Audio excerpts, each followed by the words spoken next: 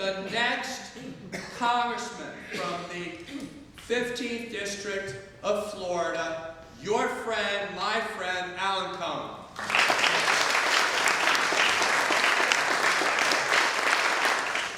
And Patrick, I'm so glad that you were here today. You know, I was there in the room the moment that Patrick Kennedy first announced he was running for Congress as a reporter in Providence, Rhode Island. And my wife Patty and I got to cover his dad, Ted Kennedy, from one end of Massachusetts to the other. And I remember being at Faneuil Hall in Boston for a U.S. Senate debate. Ted Kennedy was not on ballot. He was there to support John Kerry, who was running for re-election. And I remember Ted Kennedy bounding up the old rickety stairs at Faneuil Hall to do a live interview with me so he could put his 2 cents in about the debate. You see, Ted Kennedy believed, and now Patrick Kennedy believes, that politics is a team sport. And when you see a candidate that you like and agree with, then we all win. But Patrick, I also remember you once quoting your dad, who once said, "It is acceptable to question another person's judgment, but not their motive." And I wonder whether he would still believe that. Because we do question the motives of this president. And we do question the judgment of those who support him no matter what, like the guy I'm running against, who was one of the clowns who stormed into that hearing room a couple of weeks ago with their cell phones and their pizza. I'm going to get to Ross Spano more in a moment, because it's not enough to tell you why you should fire the other guy. You have to make the case why you should be hired, why you should be elected. And if a candidate has not told you that yet, then walk away. You need to know why someone is running for office. And I'm running because while our hair is on fire over Donald Trump and impeachment, the fact is many people are just struggling to get by. 60% of all men and women make less money than they made 10 years ago and are working harder. 45% are living paycheck to paycheck. And let's be absolutely clear. We're the patriots. We're the patriots because not only do we love America, we love all Americans. We believe that women should make their own health care decisions. We believe that women should earn as much money as men make.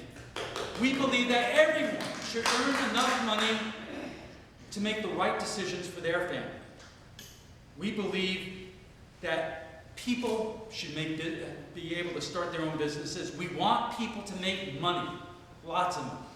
We want them to be able to pay their employees well, have safe work conditions, and not pollute the environment. We believe in shared responsibility for great public schools, for police and fire, and a strong military. And we embrace the kind of patriotism that John Cena, the pro wrestler, talked about in an incredible public service announcement when he said patriotism should not be about pride of country, it should be about love. Love beyond age, disability, sexuality, race, religion, and any other labels. Because the second that any of us judge people upon those labels, that we're not really being patriotic, are we? We believe that parents should not have to worry about the safety of their kids at school. And we believe that military weapons belong in the hands of the military and nowhere else. Yes. Yeah. Yeah.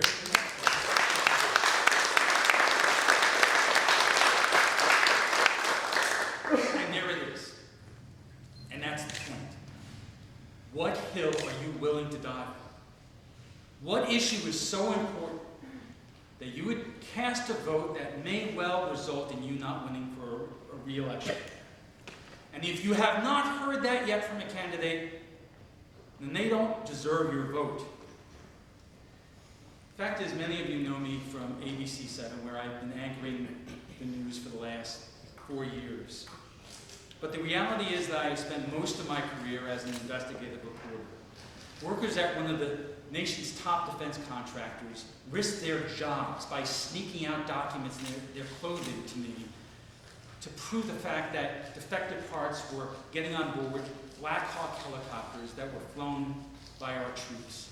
I stayed on that story for 4 years. until I was able to prove that aircraft were actually crashing because of it. Sometimes it's not about helping hundreds of thousands of people, it's about helping one. Like Wilbur Mavis, a Vietnam veteran, who I found living in the middle of the Everglades. He was crippled by PTSD. Lived in the Everglades because it reminded him of Vietnam. He had been turned down for 30 years by the VA for service connection benefits because to the VA he was only a ditch digger. Until I searched the country for his commander officer, and I flew him to Florida, and he wrote me an affidavit that this was one of his men, and they were in combat. And I took it to Washington, and I confronted the VA. And by the time I got back to Florida, the VA had reversed a 30-year decision and given this man who was eating out of trash cans $60,000 in back benefits. More importantly,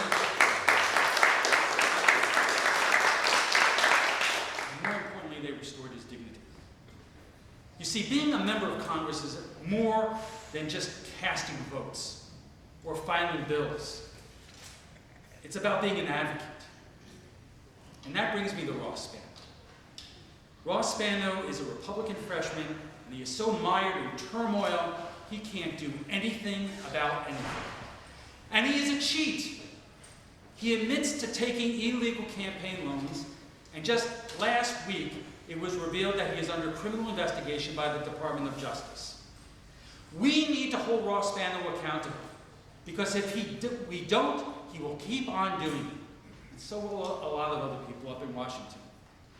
You know, I've gone after public corruption my entire career. So who do you think is the best person to take on Ross Spano? This seat is one of the DCCC's top 10 targets in the entire country. Not just because of Ross Spano's ethical issues, but because of the fact this district is now a third Democrat, a third Republican, and a third non-affiliated. And that's the politics. That's the opportunity we have. And I appreciate you being here today, and I appreciate the support that you have given my campaign. And I think I have tried to give you a sense about why I'm running. So I'm going to ask you all to dig a little deeper today, because our opportunity to win this seat is only as good as the resources that I have to communicate my message. And we have to communicate it to voters. And I know this is hard.